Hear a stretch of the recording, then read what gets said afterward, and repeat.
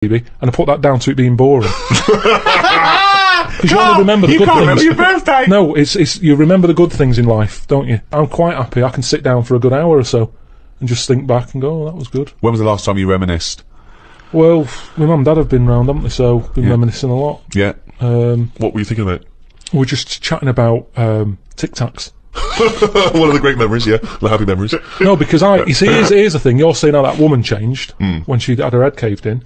He never said that. What did you? Well, the brain accident. Yeah, brain accident. Yeah. The Tic Tacs. Now, I used to love them. Yeah. When I was younger. Yeah. My dad got a load of them. What, this year? No, years ago. Years ago, when I loved them. I said, I love Tic Tacs, me. Yeah. He met one of his mates. You didn't nick him from the sweet shop? No, that's what he knew some mate who could get his hand on a load. Right. And he must have got about 30 crates of Tic Tacs. 30 crates of Tic Tacs? Honestly, we'd have about 24 on each crate. We got them, stuck them in a cupboard under the, just in the kitchen, the corner. Yeah. Now, I worked my way through about 6 crates. I was quite happy. In how long? I don't know, in about 2 weeks, 3 weeks or something. Right. And then after that, I'm getting sick of these. Right. Yeah. You were minty fresh, but you were sick lovely of them. fresh breath. Yeah. Yeah.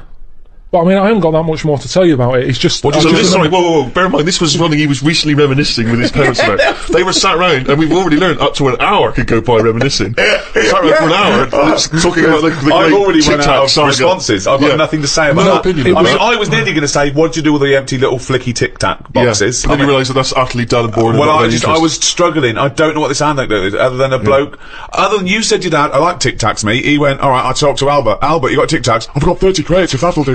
Yeah, bring him round. Put him under cupboard. He's got through 12 crates. What's his breath like? Fucking lovely, but he's been sick all over the cunt in place. Oh, do you want some more? No, of course we fucking don't. You'll talk about that in a few years' time. Of course we will for about a fucking hour. No. Then we bring it up in an audio book. But I think that's how we got onto it, because even though I tried to get rid of a load, I used to give them to mates, take them to school, say, have some Tic Tacs. You can have them for free. We used a load in the cat litter tray. No, you didn't. We did. It was just ways of getting rid of them. Jesus Christ. Sort of freshy smell, isn't it? It's the same amazing. sort of condensity in that, isn't it? Condensity, it is the same condensity. Yeah, so I got rid of them like that. And then the weird thing was, even though I'd got shut of them all, you'd be backing up and you'd always hear one ting its way up the tube. It's tinging its way up the tube. It's tinging its way up the tube. It's tinging its way up the tube. Ting tong ping pong. It's tinging its way up the tube. That sounds like something from Willy Wonka. Oh God! No, I'm just demonstrating that because that's how many of them there were around the house. You'd drop them, they'd go in every corner and that, like Pac-Man or something. They'd be everywhere. You'd be backing up, tinging it up. Sheila's getting married. Hannah gets confetti. Don't buy any confetti. Go to cupboard under stairs. So yeah, that's a little memory there, isn't it? It is a little memory. No, it's a really little memory. The strange Tic Tac house in Salford, where everything is made of Tic Tacs. Wow, that must have been a hell of a time with your parents there. The old Tic Tac No, but it's better. You see, you're saying, oh, what a boring story that is. But when I see your mum and dad re-gravelled the drive. Yeah, smell it. Suck the drive if you want.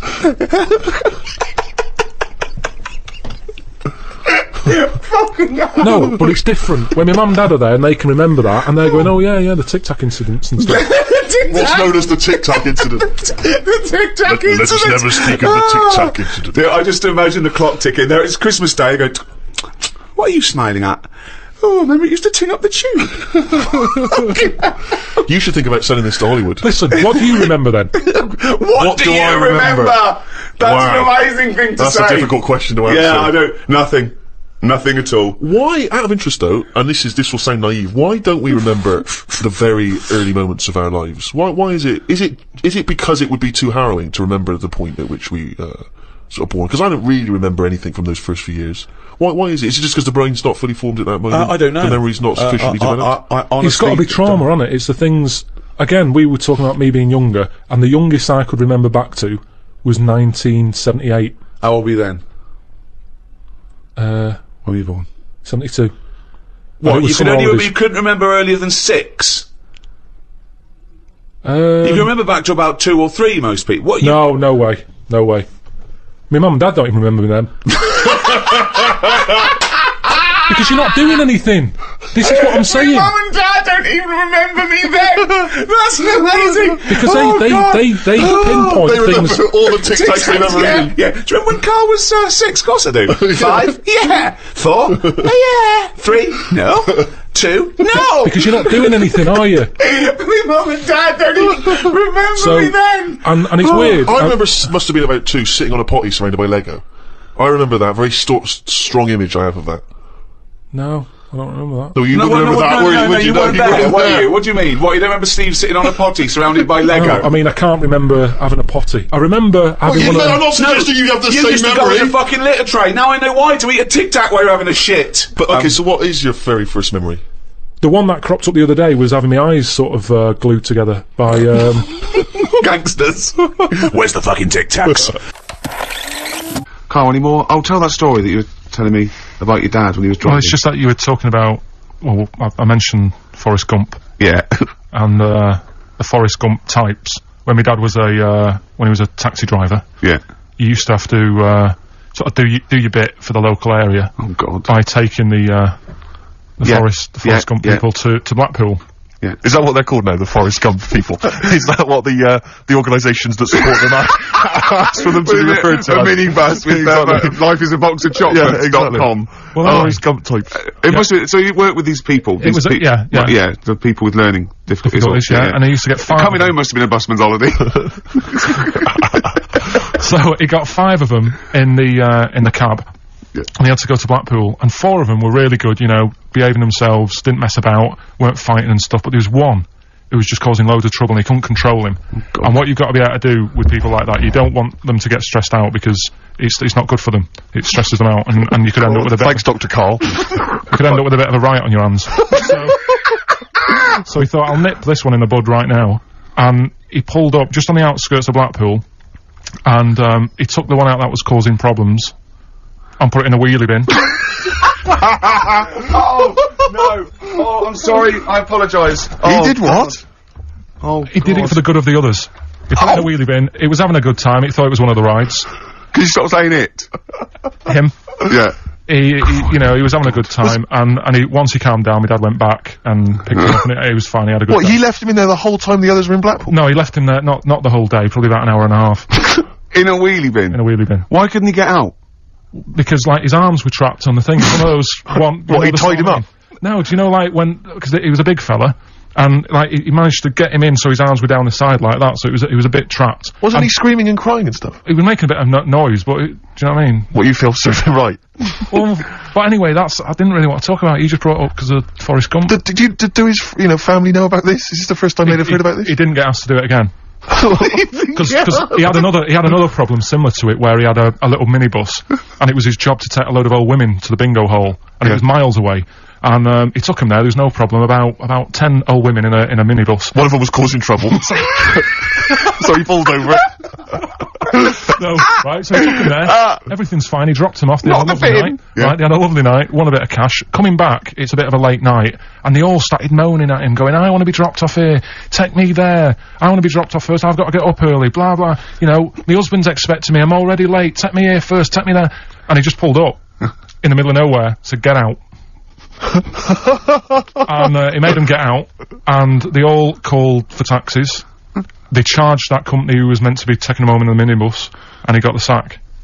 But a similar sort of story. You can't be doing with it when people don't sort of just calm down and, like, solve the situation. Yeah. They're just all like, I want to be dropped off first, take me here first, take me. Yeah, so he acts like a madman. Good.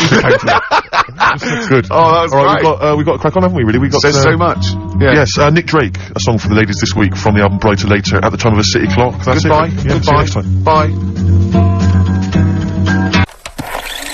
My mum and dad, right, they moved to this little house, right, and they had loads of furniture that they collected over the years without chucking out, and they've moved to this small house, so they just had too much furniture, right, and they had this double bed, and that was for, like, you know, when friends come round and that, they can stay there. But the problem was he wanted to sort of put these wardrobes in the bedroom, right, Right. that went on either side of the bed, Sort of wrapped around because the bed, yeah. but because the room was so small, he thought, I can sort that out, Yeah. right, and he sawed the bed. He sawed the bed. He sawed the whole thing, so you've got, like, your mattress, your bed, and everything. What, he just sliced some off? Like a big sandwich. Just cut a bit off just the edge. cut the crust off. How much is that, would you say? About 8 inches, 6 About 8 inches. inches. But hold on, but that Well, he won't cut work. Because it'll all fall out the side, and then what happened to the springs and all the supports and stuff? He It'll just sorted it collapse. out. It didn't all come out and that. I mean, it's not the comfiest bed. but the weird thing is, he did it, and even though it's only like that 8 inches or whatever, it totally ruined it. It's Yeah. like, Well, of course it would. no, but what do you think I mean? I don't mean it ruined it as in it looks a mess. No, it would have been uncomfortable.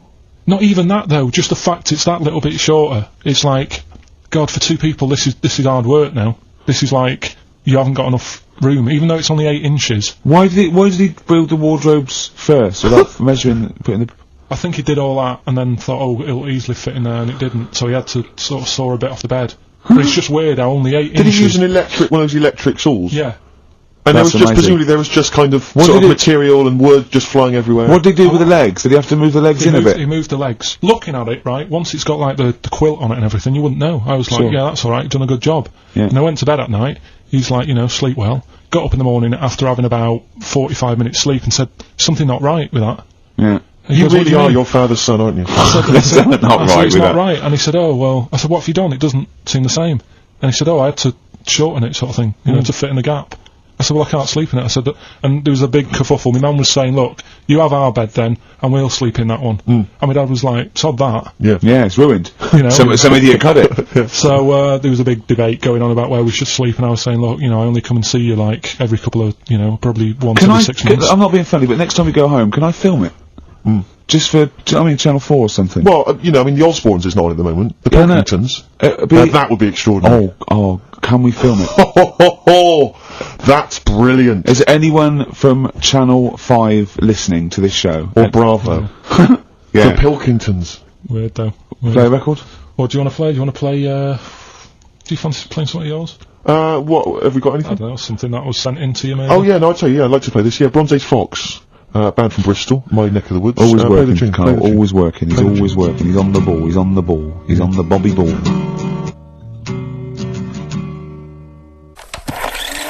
Anne Robinson put in the Welsh into room 101. What? Because she didn't like him and that. Yeah, she just said, well, they're going in the, She said it slightly more eloquently than that. Yes, yeah. I can the people or the place. I don't know. I think it was the place and therefore the people. Yeah. What do you mean, yeah? No, well, my mum and dad have sort of moved from Manchester. They reside now in Wales. Oh, yeah. And it is. Look at his face, turning his nose up. No, but it is pretty depressing. Do you know what I mean? It's just one of them places that it's like you go back in time and that when you go there. I mean, maybe the major cities there, maybe Cardiff is alright. What, even coming from Manchester, it's like going back in time? It's just, it's like one of them places that it feels like every day is Sunday. Do you know what I mean? It's just depressing and grey and slate Lots of everywhere. bickers walking around going, I'm late. Well, yeah, it's the sort of attitude they have, right? This is true because my mum and dad live there and that, right? And they love it. It's all right. It's an healthy place to go when you get older and that. But this is why they don't move on in Wales. Well, I'd just like to make another sorry to any Welsh people listening. We're not saying you don't move on. Karl is. No, but Sorry about the little Chinese shoes the again as thing well. is, it's good that in a way that they do that, and they don't want to be like, rushing about everywhere, because the way London isn't that great either, is it? Because it's totally opposite here, right? Yeah. So I'm not having a go. It is a bit dull. I think even people who live there will agree with me, Okay. right? But like one of the shops that my mum and dad use, right? It's only a little sort of villagey type shop. They can't be bothered staying open for hours and hours, right? Because there's not enough people use the shop. Yeah. So what you do is they get used to what you buy. They leave it out. They put it in a phone box outside. They put it in a phone box. Yeah. So it doesn't get wet. So my dad's loving that. Well, Once he yeah. found that out, it was like brilliant. But how is that a bad thing? That's brilliant. Well, it's not for other people. It is for my dad because he's picking up all sorts of stuff. Oh, Chickens. no, he's not! Oh, yeah. He's not nicking other people's shopping. Well, it's not like nicking, is it? Because it's not theirs yet. Oh! And you've stitched him up on radio. Well, of course, because they're going to think, who is there in town with a Manc accent? Who hangs keeps, around a lot, yeah. keeps making phone calls. And he's getting fatter. Yeah. That's stitched it I right love up that. there, I Karl. love that your dad was excited when he found out. I can't believe that he's moved there. He's retired to this little village where it's based on trust and community, and he is abusing it. He's using his scally Manc ways. Bloody hell, Lakers. There's no bread again. There's old women Was going empty. hungry. Yeah. The cats aren't getting fed. and your father is just... I can't... Oh, that's obscene. That's obscene. Oh, I think it's Day Thief. That fella from Manchester. I don't even think they've got Sky there yet, have they? They can't listen. They won't know what's... I think you stitched him right up. I hope you have, actually. I hope he goes down for it. I hope he's hounded out of the community like Frankenstein's monster. Yeah. They should get burning torches, go up to the Set fire to his cottage. Yeah. Exactly. Right, well... He's out of the choir. Yeah. Tell us about this woman. Well, it was just because you were saying about the, our living... We are broadcasting now, aren't we? This is actually going out, this is live. This isn't us sort of like... Yeah, but you were just talking about how I lived in an odd village. Yeah. With kids with big heads and all that, right? And what I wanted to do... What is that again? There's 2 kids with big heads. Yeah, they just had sort of big heads and webbed hands and that. They went to school. And when I spoke to my dad the other day, because I'm going to see my mum and dad tomorrow. Oh, yeah. So I said, have we got any school photographs with the big-headed kids in? And he said, no, nobody bought those sort of school photos, because they were in it, so it was always a bit ruined. So I said, well... No, he said sales were, because he obviously talked to other dads and stuff like that, and he just said, no one bought them. But anyway... So, I would love them! Yeah. That's why I'd buy them. Yeah, but I wouldn't stand out, would I? If it was on the mantelpiece. Yeah, well... So, but anyway, so I was talking about, When you say they had big heads, what do you mean? Do they look like someone from Doctor Who? They were just quite big. But they weren't related? No. So why did 2 blokes with big heads and webbed feet? I lived in a weird area. There was a chemical plant close by. I can't believe you've never told us that before. That explains a lot. Not just the freaks in your neighbourhood, but... No, there was loads of weird stuff going on. There was this, like I said, there was this woman who used to live in one of the council flats, right? And she had a 3-wheeled sort of big... What do you call it? 3-wheeled son. He was the weirdest bloke we ever knew. What do you call it? Like a big tricycle, but for an adult rather than one for a kid. It was a big one. It wasn't a motorbike, though. It was a... No, it was a push bike thing. Yeah. And she used to sort of ride down the road with a fella sat in the basket on the back with his legs dangling over, and they'd be going to the pub and what have you. Was it a different fella each time, or the same one? Yeah, old sort of bald-headed fella. So it was in collection for organs and things. Bring out your ill. And then people just throw Grandad just in the back and go, right, we're get £4 for Grandad. But she's got a lovely pair of testicles on him. They're very low, but they're bring out your dead or nearly dead. She used to pick on her husband quite a lot. They'd be in the pub and what have you, and they'd be sat by themselves, but she'd always be sort of, having a go at him, moaning at him, sort of pushing him about and that. So my dad and his mate, right, they went round to their house, knocked on the door, she answered, and he said he was a copper, right? He said, Detective Pilkington, gonna come in and have a word. So I'm just going to make a note of impersonating a police officer. Yeah, for the good, he went in and sort of said, now, I've heard, it's the superhero. Yeah. I've heard, you picking on your husband a lot. Yeah. We'll be keeping an eye on you. Do it again, and there'll be trouble. And she backed off after that. She was alright. And how was the husband? Was he still in the basket though? Was he allowed to ever sort of ride up front with her, or was he just always? No, she sort of stopped picking on him in public places and stuff. That's good. You can't get done, can you? Just for doing that? I think impersonating a police officer. Well, you probably did. There was no gain. I think you can't impersonate a police officer full stop, but I think they'd probably be lenient on him that he was. But let's face it. He's not going to be caught because why would anyone know about it? It's not like his son's going to say it on a radio station, is it? And stitch him right up. Is this something you did generally? Kind of a little bit like vigilante work? Just whatever, and his mate, just, if they saw something going on, they go, what can we do? Sure. A little scam can we do, or whatever. Oh, that's fantastic! That is brilliant. Right, okay, coming up, Knob News.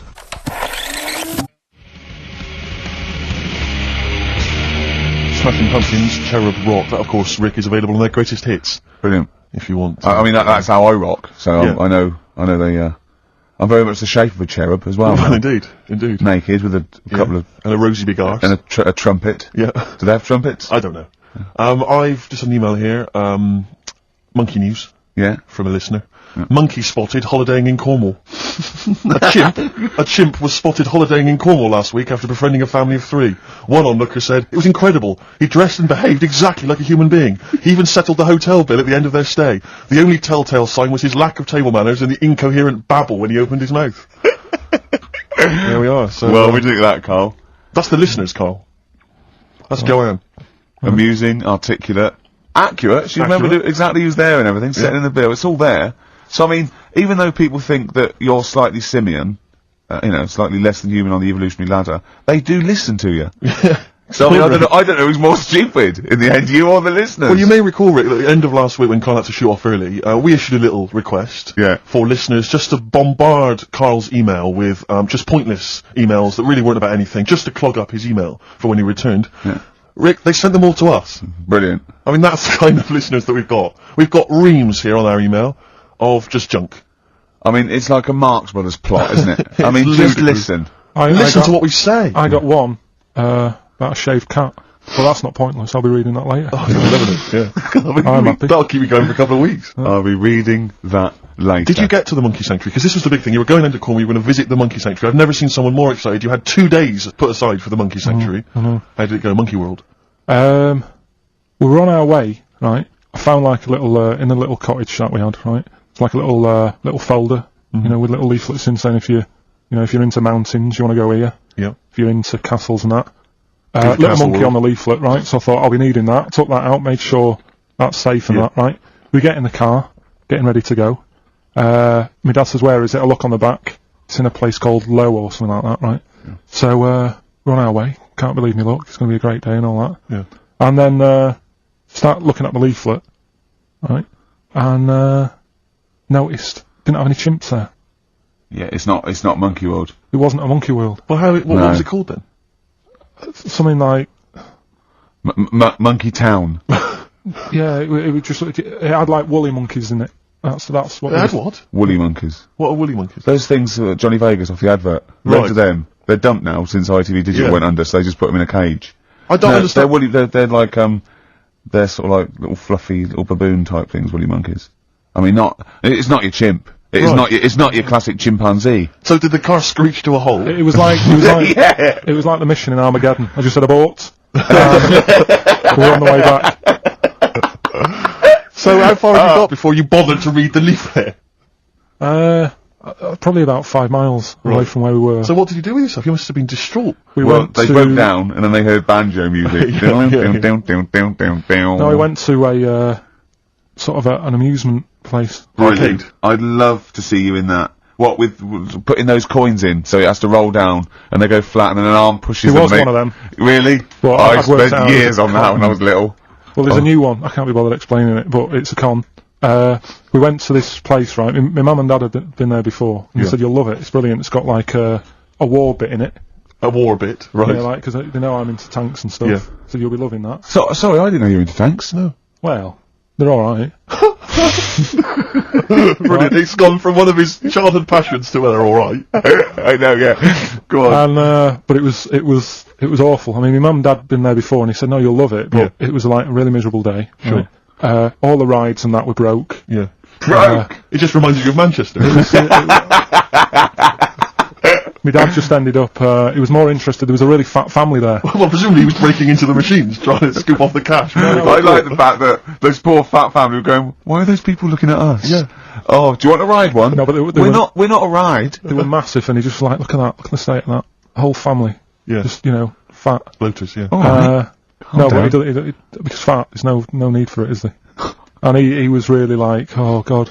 And then he wanted to follow them into the House of Mirrors to see what they look like. But my mum had got bored. She went off to buy a little Snow White figure. She couldn't believe her luck. It was only $2.99. Yeah. She thought it was going to be really expensive. Sure, so she bought classy one of them. Yeah. So she enjoyed that. And then my dad says, come on, we go in. It's rubbish, this. What, the fat family wouldn't let him play with them? So he just said on the way home, he said, I can safely say that I never want to go there again before I die. So that was that. And then we went home. Why would he ever give you that information? In case it was like a secret birthday present. You go, oh god, what if they get me a trip to here? Or if he's in a coma and you go, I'll tell you what, bring him out of it. That fat couple. yeah. By his bedside. Yeah. But Suzanne said she now realises why I am the way I am after spending like a week with them. Well, they told her that they dropped you on your head as a kid, or? No, just like, the way they act and that. Right, yeah. They were saying things like, Suzanne, so, why is the moon out at night in the sun of the day? Oh, God. Yeah. Oh, God, there's 3 of them. Suzanne, can you tie my shoelaces again? It was the bit when my dad said, don't waste money on a coffin for him, just put him in a bin bag. Your father said that about himself. Yeah. Oh, that's a great idea. I'm glad you mentioned that because That is great. that gives me an idea. Karl, I love that look of Karl. Karl is looking back and forth. You know when you sort of you go to a cat and it looks back and forth between two people. That's very much like Karl's looking at us now. Or when like a child sees a midget or something in the street. They're just transfixed, aren't they? And the parents go, don't stare. When we were pushing Ash, just our producers, in a wheelchair, and we were pushing him He's through not the a midget, we should make No, that he's not a little midget. He's not tall, but we were pushing him through the sea, and this little kid just came up and just stood in front of him and looked at him. Yeah. I just laughed. It was funny. Do you do that? I imagine that you get caught staring at Yeah, do you go up to people? Do you go up to people with problems and go, "Mummy, is that a monster?" Well, I was telling you one about when I used to go with my dad in the taxi. Oh yeah, What tell us happened? this story. Well, Your father was a taxi driver? my dad he had loads of jobs, which they did back then. And they don't do that anymore, do they? People they don't Have a do variety of loads jobs? stuff. Sure. But at one point, he had a black cab, and I used to go with him. Used to get a beer crate and put it in the front of the black cab, and sort of sit just next to the Comfortable. meter. And anyway, we got this call, and like the guy on the end of the radio said, "Oh, you've got your son with you, haven't you?" So he said, "Yeah." So it's just like, we've got to pick up at number 11 Village Lane or whatever. And he said, "All right." And it was this woman. It was like a woman version of the Elephant Man. Wow. The Elephant Woman. Yeah, it looked like... it was really strange, because I was in the front of the cab, and when you're a kid, if something looks odd, you're a bit scared of it, aren't you? Yeah. And my dad was like, "Look, it'll be alright." And we're driving towards her. Look, don't worry, son. I've got loads of buns. And just to you think give I'll you- just throw one down the street if you run after You're it? being mean, right? I am a little bit. So Yeah. how old were you? 18? No, I was about 12 or something like that. 11, 12. And as we got closer to her, it looked like she was holding like a bag of spuds on her shoulder, For a snack. Right. and her head was all a bit mangled and messy and that. And my dad said, "Whatever you do, don't stare at her face." Yeah. And she got in the Because you back. turn into stone. She got in the back, and I had like the mirror, the driver's mirror thing, and sort of having a look, trying to work out. And he said, "Don't stare at her face." I couldn't work out where her face was. It was that weird. Oh God. So I'm not sure you're from Manchester. I think you're from like Narnia or something. Yeah, you got frog boys walking yeah, around. the Lord with- of the Rings. That got like the claws of a lobster and the head of a toad. Yeah. And you've got women getting in with spuds for heads. I mean, what This is sort not of, what Manchester. is This this is not the place you grew up. This is Yeah. mad. Oh, you can't believe it in London, can you? You come down and you go, look, symmetry. It must be amazing. It must be a thing to do with upbringing, though, mustn't it? And because again, do you know, I've said to you before, years ago when I was a kid and didn't have any worries, good-looking lad, you go through it a bit, have a few more worries, and you look knackered. Now back there's a lot more worries and stuff, so you get a lot more freaks. Whereas in London, everyone's like happy, aren't they? I love the fact that stress can cause your fingers to fuse and your heads Yeah. to grow. No, but if She must have been really stressed to have a head like Yeah, that. yeah. She what was Thanks, yeah, was she an accountant or something? you know what I mean. But what did she do? What did she say? Where that was she she got going, in? by the way? She couldn't speak. London Zoo, please. She was going to like To the pet fair. shop. Seriously, honest to God. On my mum's life, she was. Because at the end of the day, that's a good thing with animals. They don't judge you, do they? She's not She an was an animal. animal. She's a human being. Not actually an elephant. No, but you know the elephant man was not actually an elephant. You understand that? He's got no elephant genes in him at all. No. That was just a cool name people gave him. Yeah. No, it's the name of the disease, isn't it? Elephantitis. Look, so listen. So this woman, why was she going to a pet shop? She was going to a pet shop. Come on, to find a husband. Is this true? No, it is true, yeah. Oh, I'm God. I'm not taking the mickey, because it must be really bad for Of course it is. Carl, I we need to haven't. ask. I'm going on to you today about cutting myself shaving. Yeah. I was going on about that. To think that she's probably not alive now, but to think, But you're saying you're going to say this is a worse problem than a little cut shaving, aren't you? yeah. Yeah. Do you know what I mean? I The think things you're that right. Carl, you worry about. there's a couple of key questions I need to ask. One, if she couldn't talk, Yeah. how did she tell your father where to drive it? Did she have it Probably written got on a some note? help Did she for that, point with haven't her nose? Yeah. I? Right, this has got silly. Pick your song. But also, finally, where did you say she lived again? It was like in a village, a little small village. Right. Just hidden out of the way. All I'm saying is we could maybe get like some sort of coach, book some coaches, get a coach party out there to have a look at her. Take some photos. And now You can make some lemonade. the offspring of a woman and some spuds. Please enter at your peril. Should it give me a shiny shilling? Wow. Oh, that's terrible. Well, I'm going to play a little bit of Teenage Fan Club song for the lovers here. We left it very late, which has been just, you know, rapping with Karl P here, and this is I Need Direction.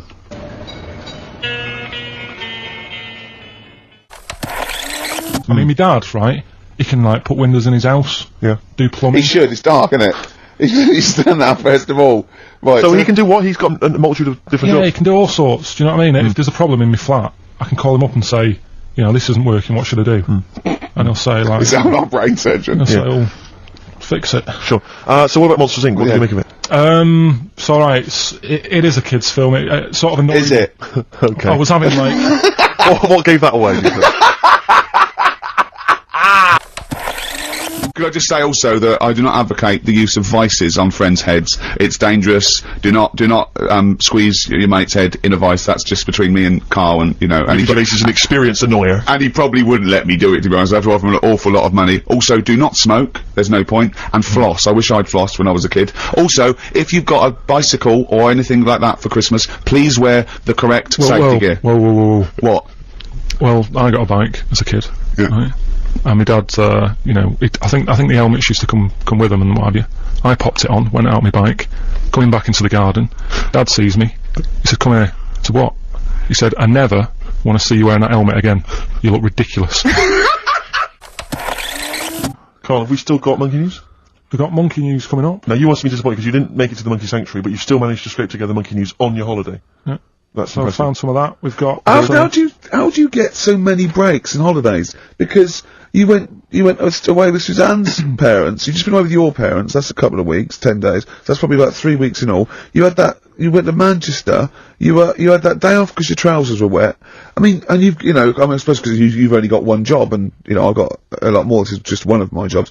But I mean, don't you ever count your blessings? Go, God, thank God, I can have time off. I don't work too hard. You know, I'm not stressed too much. No. It's just all to do with when you do work, do a lot. So I get a lot done. Yeah. What do you mean? I'm always doing stuff. I mean, even though when I was in Cornwall, right, I'm sat there on the grass. Oh, I'd love to just sit on the grass. You're too busy. Get out a little bit. I know, yeah, well, you know. My dad and Suzanne are playing crib, right?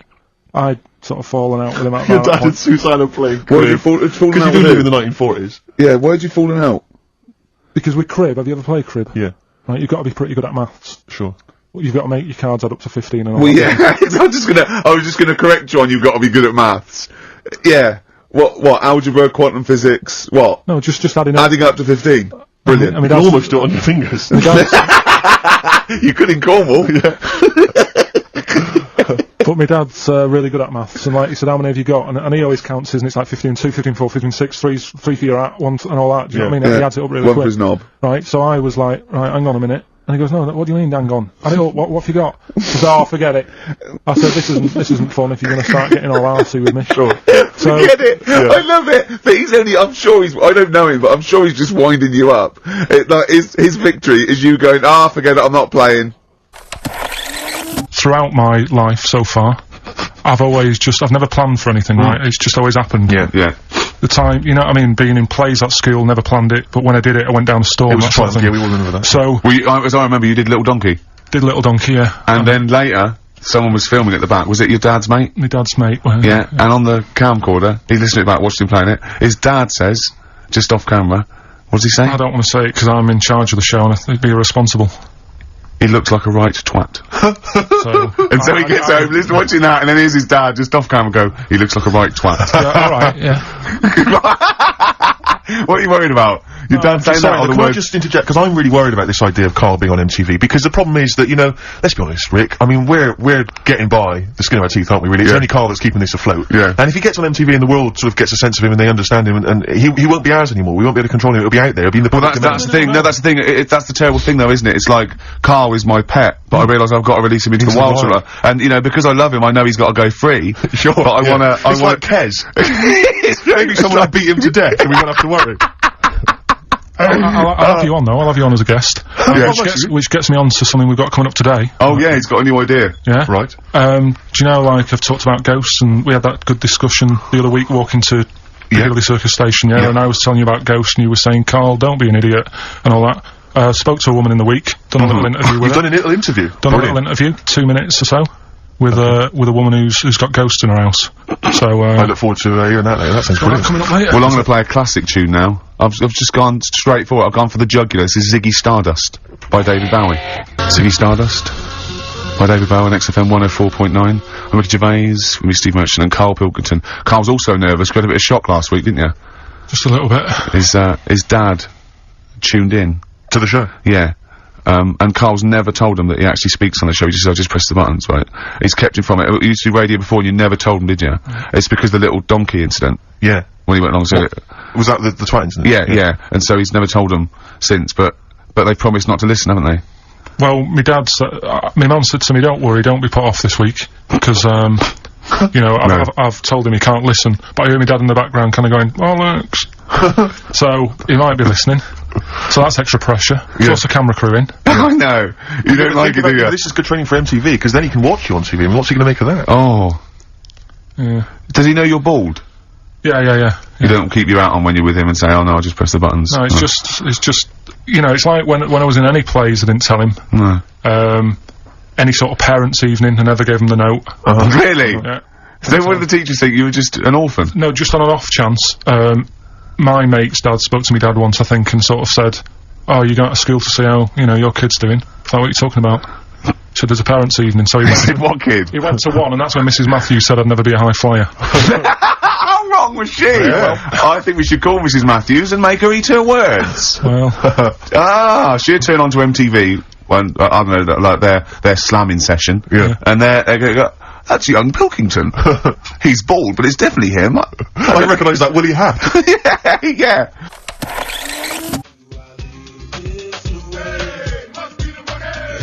Nelly, Ride With Me. That's featuring City Spud. I don't know if you're aware of that, but there we are. Good, nice summer tune. Karl, tell Steve what you just told me when Steve was in the toilet then. right, you know, I'd just been away with my mum and dad and that. And one of the things I always like doing is having a good chat with my dad about stuff he got up to when he was a kid and that. Yeah. Right, because he got up to loads of stuff, and every time I see him, he tells me something, and I think, it's like, why are you just telling me that now? It's brilliant. Yeah. Right? So, I mean, to me, he's kind of like Ronnie Biggs or someone. He's just the most extraordinary kind of. well, this happened, right? character. I can't remember. There was a delay yesterday. There was problems on the Paddington line, and he was saying, "Oh, trains aren't what they used to be." Sure. He said, you know, I was looking. They used to be horses, didn't they? Well, he was looking in the booklet, and it was saying, "Oh, you can have your bags collected if you want, or it costs you £5." Yeah. So that's outrageous. Sure, of course. Right, so he said that's the problem with this country. We've got good with computers and that, but when it comes to, like, getting service, it's gone out the window. Yeah. Right? So he said, when I worked on the trains, you know, and he was going on like this, that and the other, so I said, "Oh, I didn't know you worked on the trains." He said, yeah, when I was 18, right, it was his job to get the coal, right, and chuck it in the engine, right, and one day he's in Grand Central Station in Manchester, which is now the GMX Centre. Right. Right? And that was like the main station. And he was in there. The fella who should have been sort of driving the train, right? He said, "Oh, I'm just nipping to the pub. Sure. So you just stay here, keep the engine topped up and stuff." Yeah. So he's like, "Yeah." For a quick getaway. Right? So the fella goes in the pub, and my dad's in there, you know, putting the coal on. He did his bacon and eggs on a little shovel. Yeah. And anyway, fella comes up. He said, "Right, can you move the train forward now?" Oh, blimey. So he was like, "Oh." So he didn't want to say, "Oh, the fella's in the pub," because he'd know we'd say, "What's he doing in the pub? He should be working," right? So he said, yeah, no problem, I'll sort it out. Right, so he puts it into gear, or whatever you do on them trains. Sure, right? puts it into first, yeah. Starts going forward. Now, people who don't know about trains, something that I learnt, is if you're carrying a load of coal or whatever on the back of it, they don't have brakes on each carriage, right? It's only the engine that has brakes on it. So when you pull the brakes on the engine, the whole weight of what it's pulling is pushing you forward. Sure. Right? Yeah. So he doesn't realise this though, because he's just used to cooking bacon and eggs and chucking coal. Of course, and yeah. right? So you've got to slam the brakes on sooner than you would normally. Yeah. Well, you have to anticipate it, I suppose, yeah. But he didn't know that, course so he didn't, he's yeah. pulling in, he's thinking, right, Well, he's a I'll put the brakes on now. Yeah. Right? Puts the brakes on, the train just keeps going, he's going, "Oh god, it's not stopping." Sure. It ploughs right through the signal box. Right? Loads The of baboon damage. pulling the signal to know what to do. Yeah. Loads of damage done. Apparently, if it was today's money, Yeah. it'd be about £3 to £4 million worth of damage. It shut the station off for 4 weeks. but he didn't lose his job. The fella had lost his job, the one who was in the pub. Yeah. He said the funny thing was, he said like £4 million worth of damage. He did his ankle, his wrist in. He had 3 weeks off sick and got paid. So it's brilliant. So I love your family. It's extraordinary. The Pilkington gene. weird, isn't it? I'd like to see a documentary following you and your family. You'd have to get the family involved.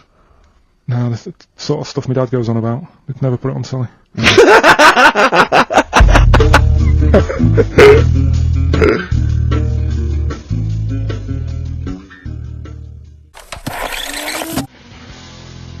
Can't stop growing. Placebo. This picture on XFM 104.9. I'm Ricky Gervais with me, Steve Merchant and Karl Pilkington. Right. So you've been educated there, haven't you? The Yeah, Trojan horse. Yeah. The Trojan horse. And that's, of course, where the phrase, beware Greeks bearing gifts, comes from. Silence again. Yeah. You ever heard of that one? Go on. What's that again? Beware Greeks bearing gifts. Right. What do you think that means? I don't know. I mean, what is that? Is that used worldwide or what? Will he say that in Greece as well, or? I'd imagine Christmas Day is rubbish. No, it doesn't actually mean beware of Greeks bearing gifts. It's more to do with, like, maybe it's too good to be true, or, you know. It's the opposite to don't look a gift horse in the mouth. Well, that's probably where it came from as well. Justin from Southend emailed in, he just said, for the Trojans not to have spotted that it was a trick, they must have been the biggest bunch of moronic, ever to have walked the earth. Does Karl have any Trojan in him by any chance? Cheeky, innit? Eh? What? Never mind. Well, I think that probably proves it. I thought of another one I like as well. I was saying, you may as well be hung for a sheep as a lamb. I don't think I've heard that. I have heard, but I don't think I've ever used it in common parlance. Well, it's like, if you're going to do something, you know, you might as well go the whole hog, depending on the outcome. Because it's based on reality. That's why I like it, because obviously the poor people used to poach, and if they were caught stealing, you know, a sheep or anything, they would be hung. So if you're going to get caught, don't steal a lamb, you know, at least feed your family for a few weeks. Right, sure. Kill a sheep. Yeah. Actually hung for killing a sheep. Oh, your dad would be in trouble, down in Wales, stealing stuff from that phone box. Well, he has a couple of sayings, right? Your father? Yeah, I've never asked him what they mean. Why would you? Ask Suzanne. One is, don't try and teach your granny to suck eggs. Yeah. Well, does that mean? That means, it's patronising of course I know that. You're talking to someone who knows more about this subject than you. But how did that happen then? How did that saying come about? Well, it's not. It's a totally made up thing. It's like your granny sucks eggs, isn't she? Because she's older than you, and it's probably a lost art or something. Alright. And the other one, Sucks eggs? sucks Yeah. eggs, yeah. Sucks eggs, sorry, I thought you said something else. Don't nudge your granny when she's shaving. What? Sorry. Don't nudge your granny while she's shaving. Don't nudge your... Sorry, say Well, that that's slower, not- I can't... don't nudge nudge your granny when she's having a shave. Well, what is that in context? 'Cause I can't work out what the analogy is there, because that might just be you when you were little, you used to run up to your granny while she was shaving or something. But what, As you why get- is your granny shaving? Well, no, what context is that said in? Tell me the last time your dad ever said that, and I'll try and work out what it means. Can't remember. I don't Are you know. something not specific to your granny? Yeah, I was just saying, where are you nudging your granny? She was going, Yeah. get lost, Karl. She was shaving off her moustache. Or giving herself a Brazilian. That's grotesque. Suck an egg. Suck an egg. That instead. Oh God. That's made Yeah, it made it worse. worse. Karl's granny sucking eggs whilst that is Give herself my... a Brazilian. We've no idea. I don't know what that means. Don't nudge your granny while she's shaving. What, Yeah. parmesan? I don't know. Maybe someone knows. You might be right. Maybe. Well, it's a email song. in. Tell us. Yeah.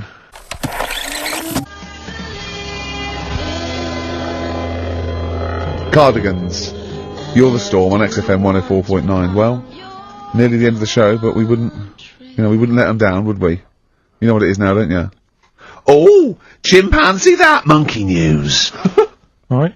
Now, whilst I was in Cornwall, I wasn't online. I didn't have the internet, so it was like, oh, what am I going to do? And I didn't come back till yesterday. I thought there's loads going on that I don't know about in the monkey world and stuff.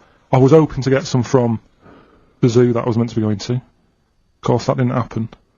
So I said to my dad, do you know anything about monkeys? Or have you got any stories with monkeys? Brilliant. This is what Trevor McDonald does.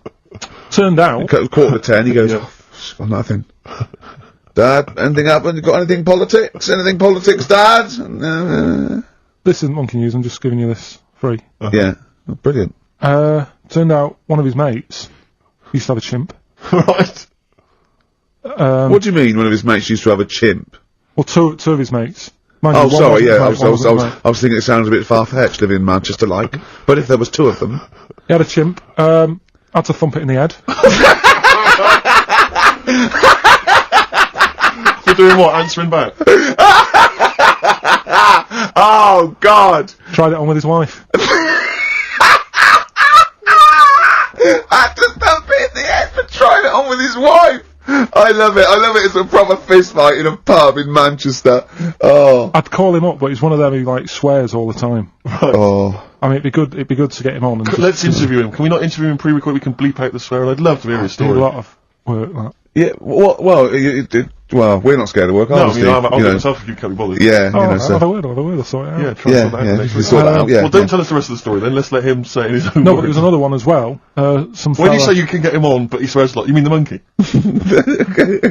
I'm assuming he's more coherent than your dad's mate. But there's him, and there's some other fella he knows who had a funny name. I'll have to find out, because you'll love his name. But he was a drag artist. Yeah. And, I think he said my dad went round one day, I don't know why, right? Went around there, knocked on the door, chimp answered. Carl, I don't know what you're doing, mate. I don't know where, this place you live, next door there's an horse in the front room. There's chimps Mad, running mate. round. It's mad. Anyway, Chimpanzees! Is that it? Is that the end of the story? There's a chimp answering the door and that's the end. You sure it wasn't a drag artist before he shaved? no, Sure it wasn't your gran? Because I like the really airy ones that decide they can be female impersonators. Yeah, your gran. You and your father have probably come across this sort of dilemma in the past, and I'd be interested to know what your take is on it. Let me see, this is from Lee Matthews by the look of it. He says, he lives in a suburban area where the local teenagers also live on the same road, and they're running riot. They're smashing wing mirrors off the cars, they're crashing into parked cars on their skateboards, and they're just generally making mayhem, you know, night and day. What can he do to stop this going on? The parents of the kids don't seem to give a damn. Anyone who complains to them, they just say, oh, piss off. You know, the police are useless because they never catch them in the actual act of violence, which is what they got to do to apparently convict them. So they don't know who to turn to, really. It's rather like when a little old lady went and got the A-team, you know. It's a great, you know, and he was dressed as an elderly Chinaman. Exactly. She knew who he was. Colonel Decker didn't have a clue. Yeah. You see, it's weird, because now it has got out of hand. Do you know what I mean? Like, years ago when I was growing up on the estate, yeah, you had problems, but not like you have now. Do you know what I mean? You know, Summers were nice as well, weren't they? well, it did seem that way, didn't it? Yeah. Right, and Police are getting shorter and But you yourself kind of admitted in the past that you were something of a tearaway. You didn't do anything but like these never- kids I mean, here, the but... thing is, I was scared that if I got caught doing it, my dad would go mad. Yes. And I remember smashing a car window by accident and legging it in the lounge and sort of pretending to go asleep on the settee. Genius. And I heard a knock at the door. and I chloroformed thought- himself just to be unconscious when his dad came home. And there was a knock on the door, and I thought, oh god, this is a fella who saw me. I was chucking a stone in the air, seeing how high I could throw it. Did it keep landing on your head? That would explain a lot. And it came down. Chucking a stone in the air, love To see it. how far I could It's throw it. brilliant.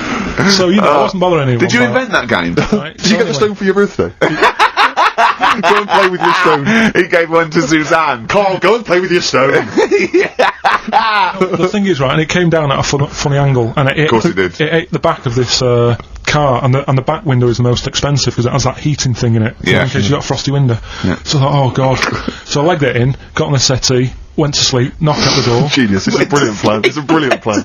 I couldn't be guilty. I'm asleep. So I love the idea. the thing is, our lounge used to sort of you could see in from the door, right? So this family who saw me do it saw me asleep on the settee, and my mum said, "Go and get the door," and I sort of went, "What?" as if I'd been asleep. Yeah. I went to the door, like rubbing my eyes, and the fella said, "What did you run off for? I saw you." I was like, "Oh no." And I didn't see my dad. I went out. It was when he was working sort of evenings, so I went out so I didn't have to see my dad. And then the next day I came home from school, and my dad said, 45 quid. That's all he said. all He he said. looked at me. And then you fell asleep when he went, wake up. You know what I said? No, 45 quid. No, the thing Carl. he didn't have to do anything. £45, Carl. Now, I know you were saving up for a brick, but you can't have it. Yeah. But do you know what I mean? It's like, I knew I did wrong. and I was scared that my dad was going to belt me. Yeah. So I was like, I'll be more careful next time. But that was clearly good parenting on the part of your father, because these young tykes, clearly they don't have the, what do you do? the father's I support. I don't know. If you were living in that street, very quickly, what would you do? What would your approach be? If you were living in his street? What if they'd come home, right, and they just vandalised all your pebbles, right, that you've been saving over the years, and just threw your gravel away? What would you do if they just... I'd probably clout one of them.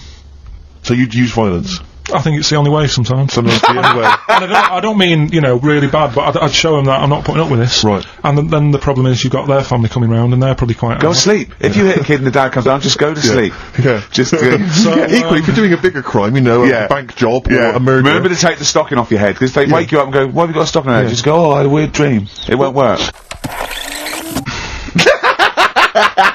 What do you mean? If Tony Blair came to you and he went, Karl, listen, I'm having a bit of trouble here. I don't know what to do. I've tried everything. I've tried spin. I've tried being tough. I've tried backing down. I've tried getting other countries involved. They don't want to know. What do I do? What do I do? You don't know? Tricky one. It's a tricky one, yeah. I don't worry about it. If it's going to happen, it's going to happen, isn't it? Yeah. Do you know what I mean? Yeah. Just get in the bath, put a mattress on top of you. That's it. Sorry, why are you doing that? Ooh, slow down. Why are you doing that? That's what they say you do, isn't it? If it kicks off. If what kicks off? If there's a war and that, you get in the bath, put a mattress on top. Right. Did they do that in the Second World War for 6 years? Was that making bunk beds? That's what I read somewhere. Yeah. Is the bath full of water? No. That'd be daft. Okay. I think they were enamel baths then, though. I think they'd stop a bit of shrapnel. I think the plastic ones you get nowadays would probably melt on you. And the mattress, where your dad has cut it in half, all the foam would come out and the springs would get you in the eye. Oh, talking about my dad. Steve, you'll love this, right? Go on. My dad hates being ripped off, right? Yes, well, I can relate to that, that's important. Hates coming to London now. He always wants me to go and see them rather than come here, because he just thinks London is like a big rip-off. Last time he came, he got annoyed because I bought him a scone and a cup of tea for like 3 of us, and it was £14, and he just was livid. And then we had an argument about that. And then we went to the Millennium Wheel, and I said, do you fancy going on this? He said, oh, alright. And then he saw the price, and it was something like 20 quid or something. And he said, 20 quid to go up in the air to look at stuff that's on the ground.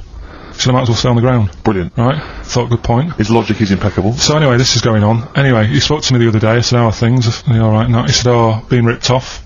I said, why? He said he ordered, do you know the place where he got a new bed from, because he cut the other one off, right? He got this bed out of a catalogue. So he sorted out a payment on the phone. He said, look, you're ripping me off a bit here on the interest thing, but well, let's do a deal. We'll sort out a new monthly payment that's different to what it says in the catalogue. And he said, yeah, we'll go along with that. Anyway, so he sorted that out. He was happy. The bed arrived. It's a nice bed. He said, that's great. So anyway, he got the bill for it, and it was the original price. Oh, I thought that might be the case, yeah. Right? So he called up and said, I'm not happy with this. He said, we said a deal. And I'm like, oh, no, you don't know what you're talking about. He said, right, don't send me your catalogues anymore. He said, I'm not buying anything from you. You're a rip-off merchant. Right? So anyway, a few weeks go by. Post comes. Only another catalogue in the post. He's livid. Right? So he was well annoyed. Yeah. So he looked on the back, and it said on it, this catalogue will always be property of, the company that does it. So you can't throw it away. If we request to have it back, we've got the permission to get it back off you. Right? So he thought, right, well, they're out of order. I told them not to send me one, and they have done, and they're saying I can't chuck it away. So he called them up and said, alright, Mr. Pilkington here, bought a bed off you, you conned me, and that. But, forget that. We've dealt with that. You've sent me a catalogue, I told you not to. It says on the back here that this will always be yours. Yeah? So, in a way, you're using my house as a warehouse. I'll be charging you 26 pence or something a day. Brilliant. He said, you already owe me £6.28. Something like that. Genius. And, he sorted it out. So again, So hang on, but are they going along with this? I don't know what happened. He said they sounded annoyed and said they'd get back to him, and they haven't. But he said, I'm not bothered. They can take as long as they want because the money just keeps going up. Yeah. So what sort of profit has he made so far? Well, when I spoke to him in the week, it was like £6 odd. Yeah. I think that was on Tuesday. So he's just leaving it. It's like an investment. Yeah. It's like an antique. It's just going up every day. So. Well, keep us posted on that. That's dynamite. One day we need to speak to your father. Yeah, I think so. So many questions need to be asked of him. I might sit and give you a letter to take home. Yeah. Dear Mr. Pilkington, your son Karl. New single from Nick Cave, I think. I'm looking forward to it. Yeah.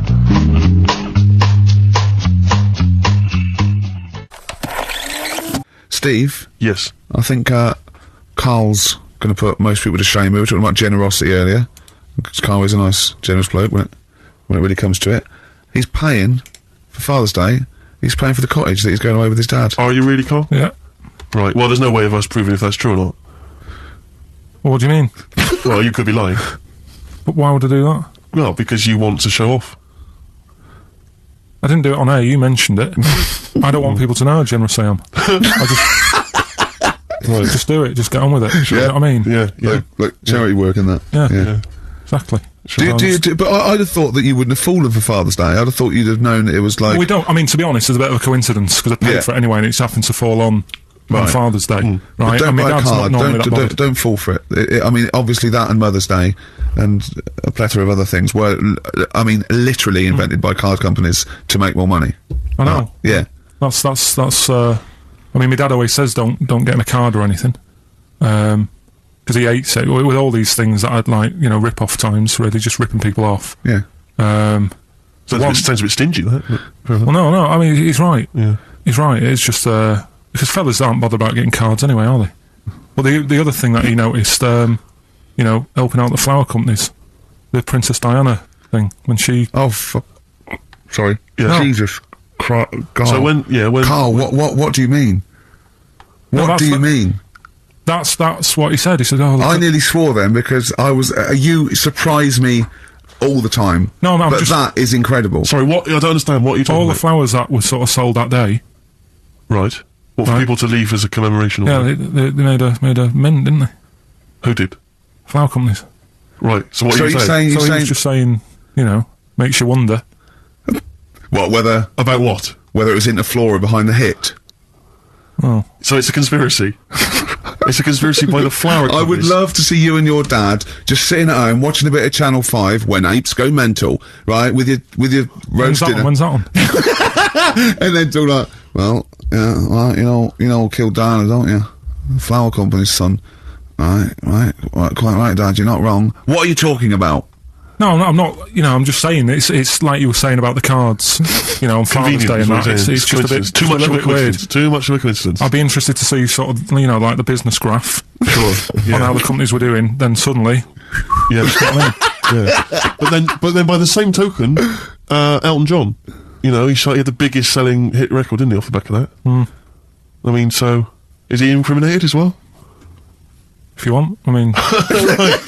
It's a conspiracy theory you've not kind of analysed terribly closely. You've put it out there, and if people maybe who are investigating want to kind of add that into their inquiries, then they can. Yeah. Sure. But, no, that's all I'm saying. I'm just, you know... Because it's always the same thing, isn't it? Like, I was out shopping the other day, you know, treating Suzanne, like I do. You know, I like spending money and that. Yeah. I was in W.H. Smith's. Yeah. Oh, classy. Was it a big birthday? Was it? Was it her 30th? No, I was getting a. Was it 2 biros for the price of one? I was getting a card for my dad for Father's Day anyway, because I'm seeing him. Yeah. Big Toblerone. Yeah. There was a Who is it who said Father's Day? They love a Toblerone. I've never understood Toblerone because the only time I see Toblerone is in airports, right, and minibars. That is what the small Toblerone is for the minibar in a hotel, 3-star upwards, and the big Toblerone. Well, it's the big Toblerone is a gift, isn't it? It can only be a gift. You wouldn't buy a big Toblerone for yourself. Yeah, duty-free gift. The Toblerone. It's next to Chanel No. 5 Toblerone and a bear. But who specifically would you be buying that Toblerone for? I don't know. Someone who's clearly never had it before and would think it was interesting novelty. Yeah. Well, this gift's interesting. I'll tell you what, though, Toblerone is brilliant. I mean, if whoever makes that, if they want to send sort of, you know, some Toblerones, I mean, I will eat Toblerone. Well, yeah. I think very much the same about, I think very much the same about fags. And of course... cigarettes. If you've got any boxes of cigarettes that you don't want, you know, duty-free or whatever, send them. I'd just like to say that, in no way do I endorse Carl's dad's theory that flower companies were behind the death of Diana. No. Maybe I could say that on air as well. So these scientists, they're stuck away in the darkness. Let's tell them what they've been missing. What's the highlights, Carl, of the last, Ricky Gervais and Steve Merchant and Carl Pilkins, by the way, XFM 104.9, etc. What they missed for the last, just do the last few weeks. What have they missed? Remember, they haven't got newspapers, they haven't got telly. What's the, look at him, he's looking at me like I just said that in Arabic. What do you understand? Think what's happened. Think what they haven't got that you know about. What have you seen and heard in the last couple of weeks that they couldn't have? What, like on the news and that? What's gone on in the world and that? Yeah. Well, or just things you've done personally. I think that'll be of less interest. Yeah. Pope's dead. Okay. I like it. I imagine that. Imagine if that was the breaking it to them. Yeah. Like they're listening and you go, what's happened? The Pope's dead. Well, don't say like that. Break it to us gently, Carl. Well, I think that's better than how they do it on the news normally, though, isn't it? They make a big deal out of it, and you panic a bit when it says breaking news, and you think, oh, there's a war on. Yeah. And you go, Pope's dead, and you go, well... So you've just used that short, sharp tactic. I said it Yeah. softly, ripping though, the plaster off didn't I? quickly. I just said it softly, no, Pope's dead.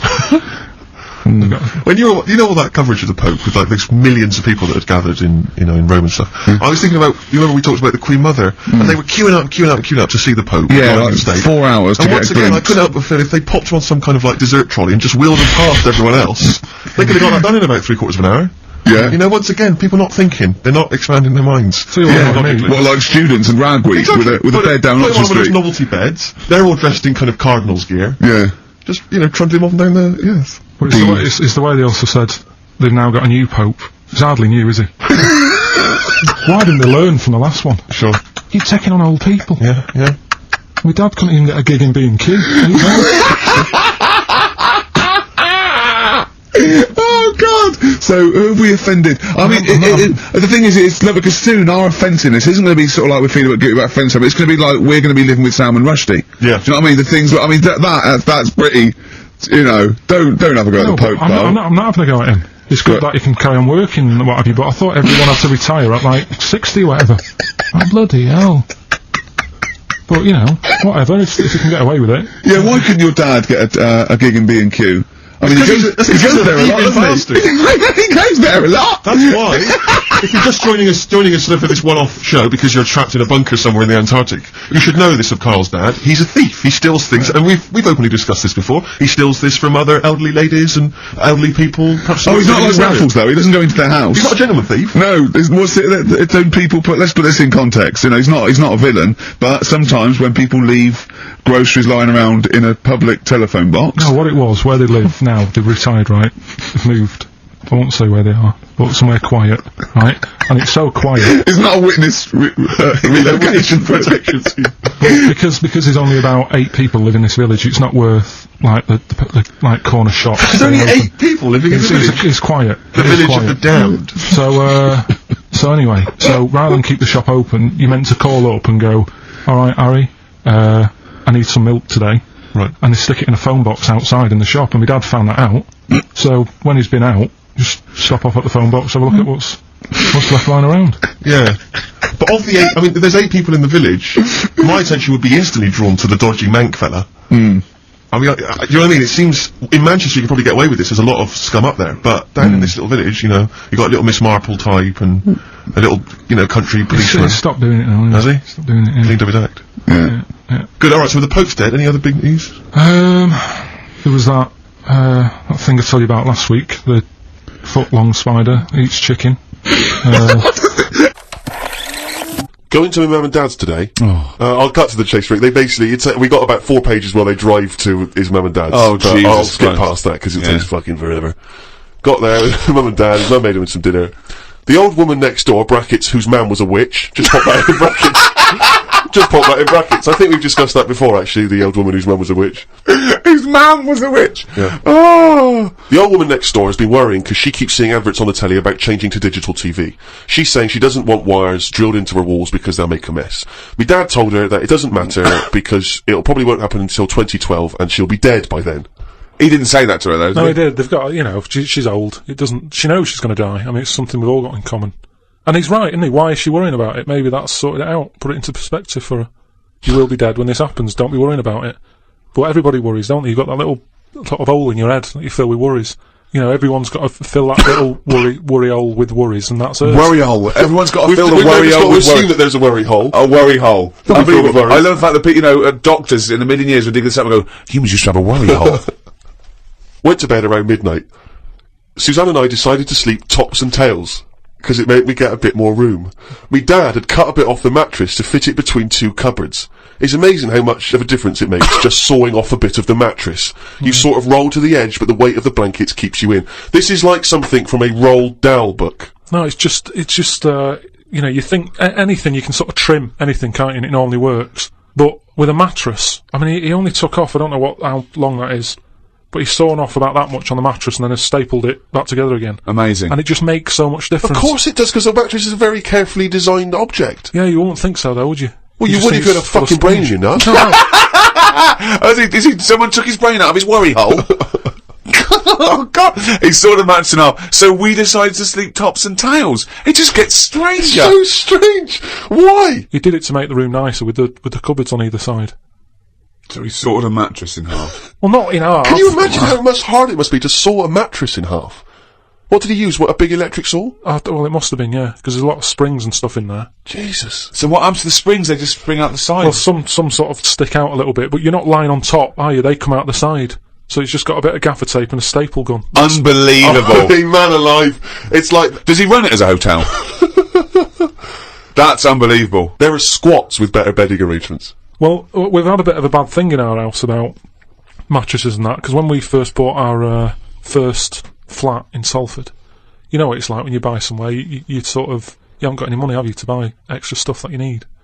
So, we bought a bed, right, but there's that rip-off thing with beds, where you buy a bed, but a mattress doesn't come with it, which I've never understood that, because it's not a bed, is it? Without that mattress, it's not a bed, it's a car without an engine. You wouldn't go, there you go, well, that seems cheap, there's no engine in it. So we bought this, like, you know, flat and what have you, and we bought the bed, and then, we haven't got a mattress. So my dad got one from Uncle Alf. No, well, from that Uncle Alf fella, because he had one in his van that he used to use now and again. If he was, like, travelling round, he'd just keep in the back on this mattress. Amazing. A bloke who drove around in a van with a mattress in the back. So Uncle Alf, right? Well, tell me about Uncle Alf. Well, you know about him, he's the one who slept in a dinghy. Because his mattress was in his car. I know, yeah, why didn't he go, oh, well, Alf, where's the bed? Left it in the car again. Oh, blow up the dinghy. Blow up the dinghy. I'm not going to go out and get it. Not this time of night. So anyway, my dad got me his mattress, and it just stunk of diesel. And Suzanne was like, "Oh, I'm not happy with this," and I think she realised sort of what sort of family she got herself into. Wow, she landed on her feet when she got you. So now she's always a bit touchy about, you know, mattresses and things. Unbelievable. Uncle Alf, of course, sadly passed away when he couldn't escape from his sinking ship. The fire engines were too late. No one got out of the way because they were laughing so much. The mad woman next door saw me and said, "Hello, Clive.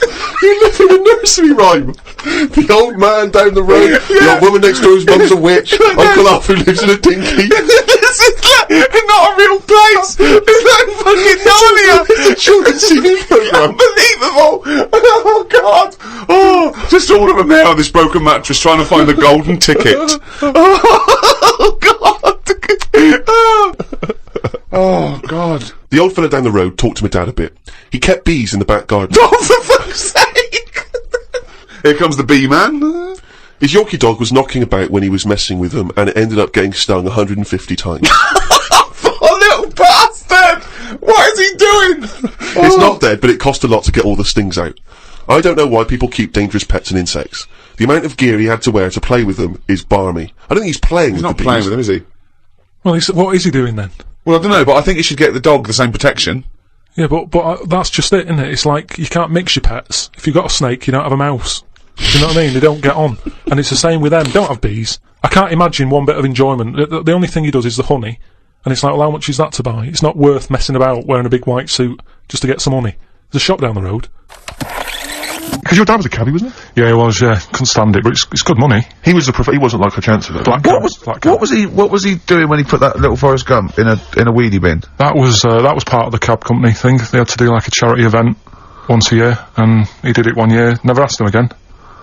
Tell us the story again. No, I'd rather not, because we got a few sort of complaints about it. Why? What did you get complaints about it? Because he put a kid in a bin, and it's not the thing to do.